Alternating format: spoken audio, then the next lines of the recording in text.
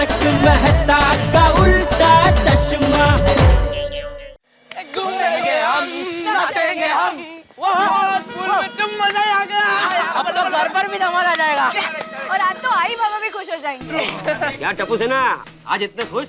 कल से स्कूल में छुट्टी है क्या? नहीं अब्दुल भाई, हमें स्कूल से होमवर्क मिला है, इसीलिए हम लोग खुश हैं। हाँ। स्कूल से होमवर्क मिला, उसमें इतनी खुशी? हाँ। और इस बार तो ऐसा होमवर्क मिला है कि हमारी मम्मी भी खुश हो जाएगी। क्यों फ्रेंड्स? हाँ।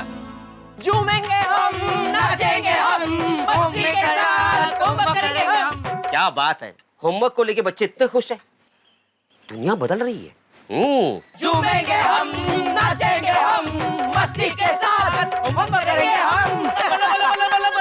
सच में फ्रेंड्स, हम दुनिया के ऐसे पहले बच्चे होंगे जिनको होमवर्क मिलने पर खुशी हो रही है। और हमें ऐसे कोई नाचते गाते हुए दिखेगा ना तो पागल समझेगा। कोई क्या करे, होमवर्क कैसा मिला है। सही बात है। अरे आते अंकल की कॉपी, और नहीं तो क्या, हम हमारे मम्मी पापा की कॉपी तो है। फ्रेंड्स, हमें स्कूल से जो होमवर्क मिला है उसमें मजा आ जाएगा। सही बात है। ओए मैं तो कंफ्यूज हो गया हूँ कि क्या लिखूं क्या नहीं लिखूं। कोई पूरा नोटबुक ही कम पड़ेगा। मैं तो निबंध लिखने से पहले आई बाबा से बातें करूंगी, उन बातों को नोट करूंगी और फिर निबंध लिखूंगी। हाँ, हम लोग भी अपने मम्मी पापा से बात करेंगे। हाँ, और ऐसा निबंध लिखेंगे, ऐसा निबंध लिखेंगे कि सब लोग कहेंगे क्या निबंध लिखा है। हाँ। अरे वाह, माँ पर निबंध, क्या बात है। हाँ, क्योंकि आई तो मेरी फेवरेट है। और मेरी भी। डोंट वरी, मैंने कुछ नहीं सुना। तुम्हें पता है सुनो, हमारे जमाने में मैंने बहुत सारे निबंध लिखे हैं। टीचर तो मेरे निबंध देखकर दूसरे बच्चों को मिसाल देती थी कि निबंध हो तो ऐसा हो। वाह। पता है, एक बार मुझे स्कूल में एक विषय दिया गया था, अगर मैं चश्मा होता। उस विषय पर मैंने 150 पन्नों का निबंध लिखा। 150 पन्ने? माँ, तभी से सोनू चश्मा लग गया इनको। तू लोग समझती? अय्या, मतलब खरंच? हाँ।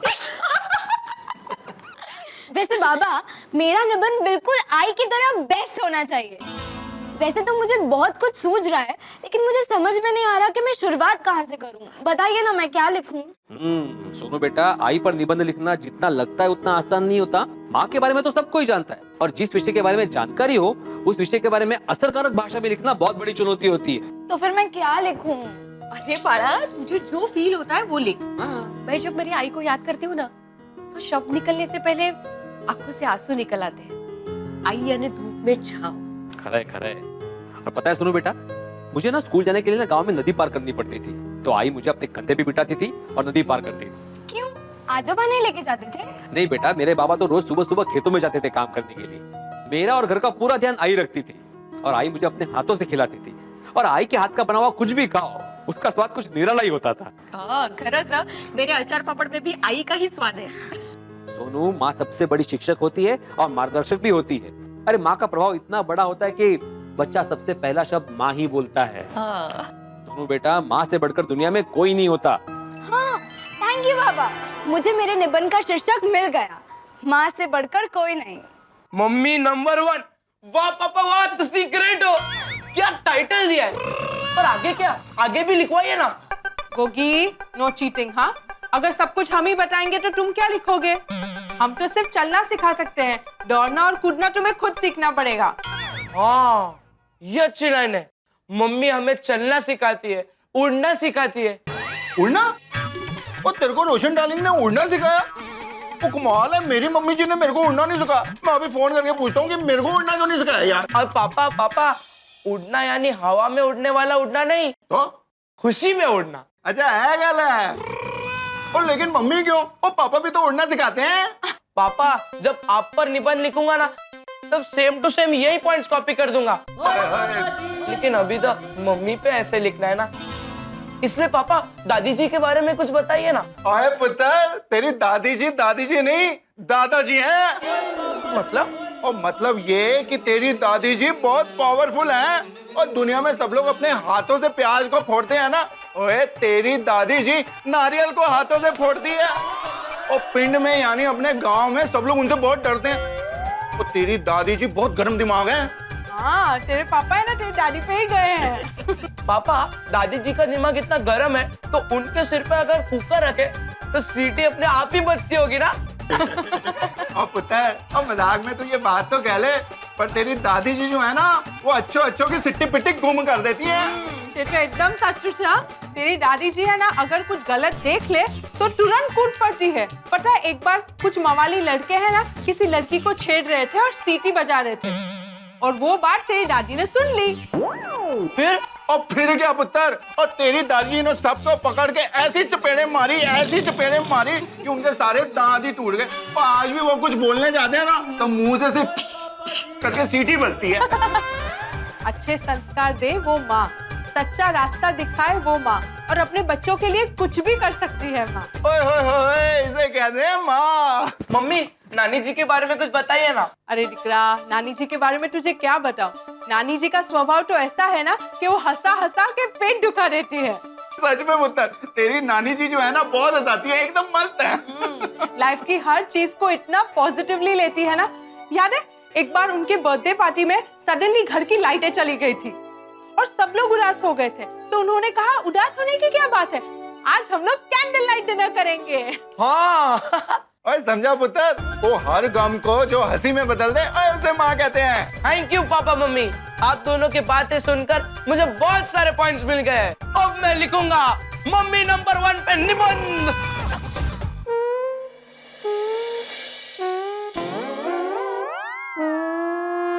लिख रहा है कोमल, लिख रहा है। अरे क्या लिख रहा है? लिखने से ज्यादा तो कागज फाड़ रहा है वो। ये कोमल, अच्छी चीज ऐसे थोड़ी बाहर निकलती है, टाइम लगता है।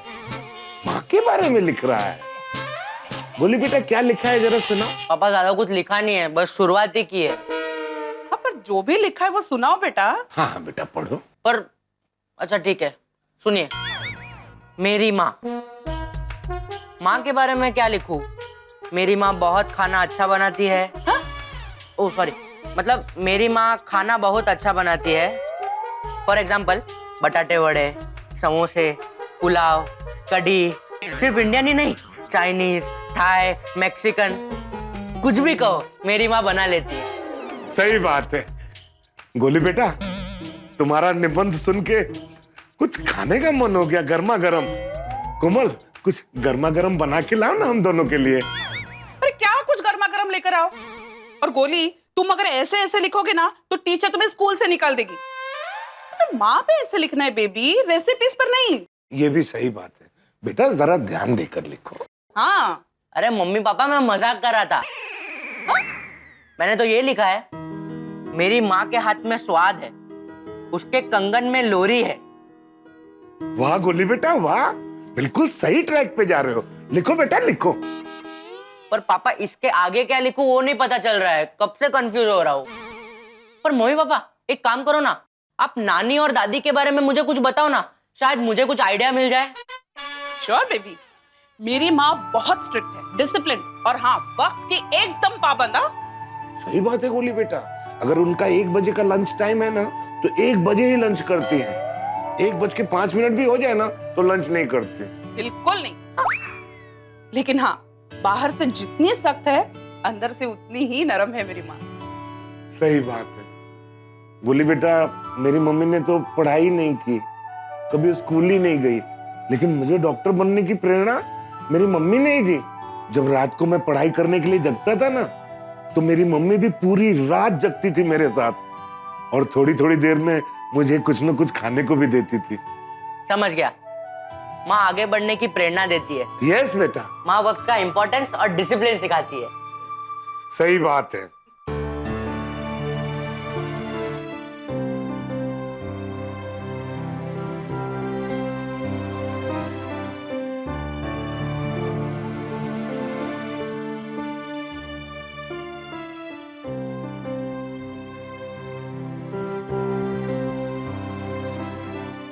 ऐसे क्या देख रहा है बेटा? मम्मी, मैं ये देख रहा हूँ कि तुम मुझे 2 निवाला खिला रही हो, लेकिन खुद सिर्फ 1 ही निवाला खा रही हो। क्योंकि बेटे तो इसको से आया है, थक गया होगा, तुम्हें बहुत भूख लगी होगी, इसलिए। तो मम्मी, तुम भी पूरा दिन घर पे काम करती हो ना, पापा का, दादाजी का, मेरा, सबका ख्याल रखती हो और पूरे घर का काम करती हो, तुम कभी नहीं थकती? नहीं बेटा, माँ कभी नहीं थकती। ऐसा क्यों? अब देखो बेटा, मैं तुम्हें मस्ती करने को कहूँ, क्रिकेट खेलने को कहूँ, तो तुम्हें थकान होगी? अरे मम्मी, इन सब चीजों में मुझे सबसे ज्यादा मजा आता है, इसमें थकूंगा कैसे?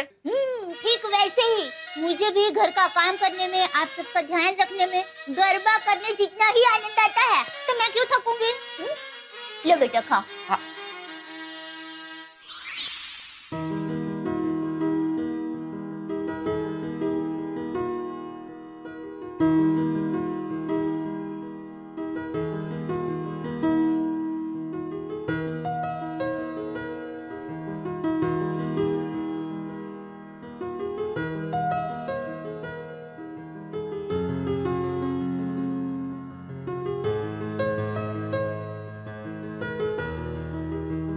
बस बस मम्मी, अभी पेट भर गया। पानी तो पी लो दिक्का। हाँ।